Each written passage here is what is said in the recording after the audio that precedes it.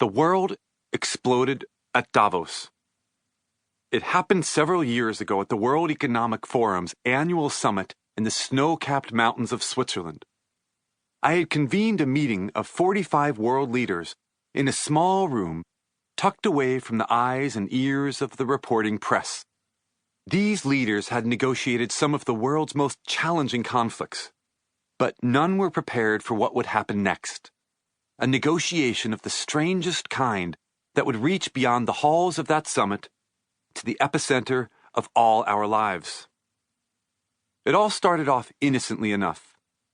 As the leaders streamed into the room, a young staffer handed each of them a colored scarf and escorted them to one of 6 tables.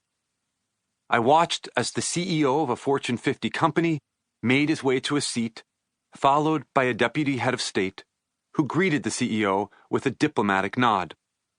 A prominent university president settled next to a security expert, while at a neighboring table, an artist chatted with a professor. Soft music played in the background, and the mood was light. As the clock struck 1, the music quieted, and I stepped to the center of the room.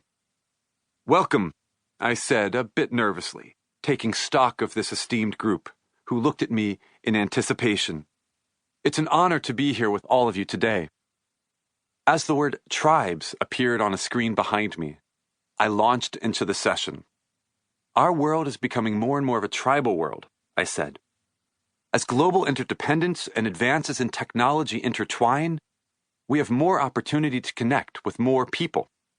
Yet this very thread of connection, this emerging global community, also threatens fundamental aspects of who we are.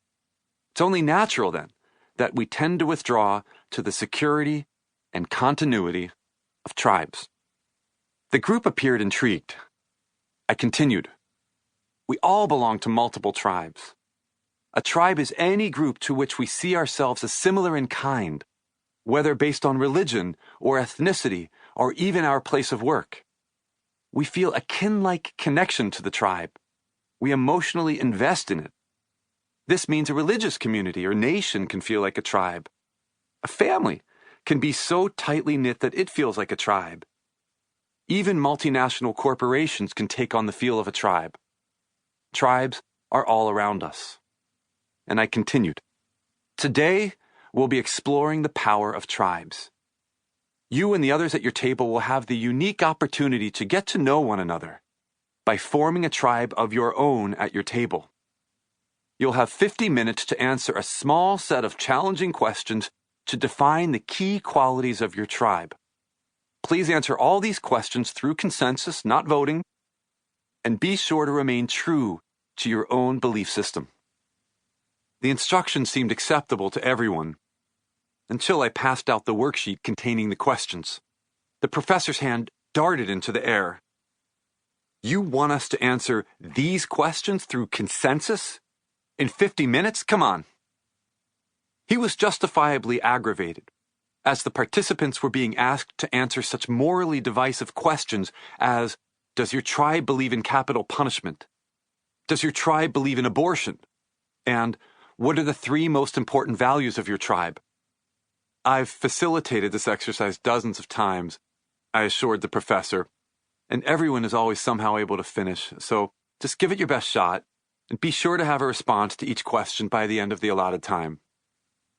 He nodded begrudgingly, and the participants set to work. One tribe spent nearly 30 minutes defining and prioritizing its tribal values, while another got stuck on whether capital punishment should be legal. A tribe in the far corner laughed and joked like friends at a bar, while the neighboring table became deeply absorbed in the task. At the 50-minute mark, the room went pitch black. Ominous music began to play. A pipe organ droned a haunting scale of notes. "What's going on?" whispered an 85-year-old venture capitalist. His head swung around as he heard a loud knock on a side door, then a loud bang. Everyone in the room went still, unsure what to expect. In barged a wide-eyed alien with pale green skin and fly-like black eyes.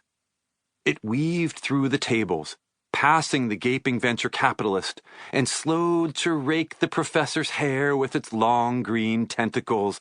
"You measly earthlings," the alien growled. "I have come to destroy the Earth. I will give you one opportunity to save this world from complete destruction," taunted the alien. "You must choose one of these 6 tribes as the tribe for everyone here. All of you must take on the attributes of that one tribe. You cannot change any of that tribe's attributes. And if you cannot come to a full agreement by the end of 3 rounds of negotiation," the alien snarled, "the world will be destroyed." Ha ha ha ha. The creature then raised its arms wide, shrieked with that laughter, and left the room. The lights came back on, and everyone looked around, bewildered. There were a few chuckles, and then the participants sprang into action, huddling at their tables to define their strategy for the upcoming negotiations.